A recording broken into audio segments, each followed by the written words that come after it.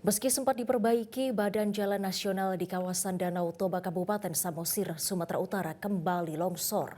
Akibatnya akses jalan nasional ini terputus total dan tidak bisa dilalui kendaraan bermotor.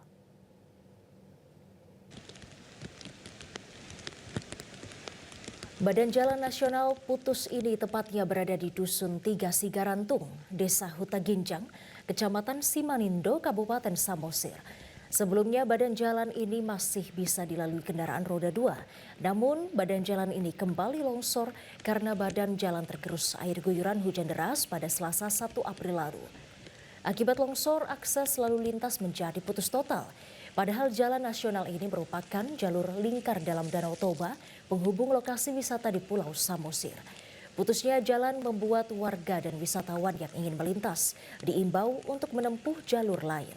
Warga berharap pemerintah dapat segera menangani kerusakan jalan ini agar lalu lintas serta aktivitas perekonomian dan wisata kembali normal. Jalan ini menghubungkan berapa desa lagi nih Pak? Semua. Tanjungan, Permonangan, Anak Runggu, Hutang, dari Pinenggula, Pangururan. Berarti masih ada lagi kecamatan Pak ya? Iya. Ini belakangan ini terus hujan ya Pak? Iya, semalam jam 2 siang datang hujan sebenak-benaknya. Selebat-lebatnya ya? Sebenak-benaknya udan sederasna.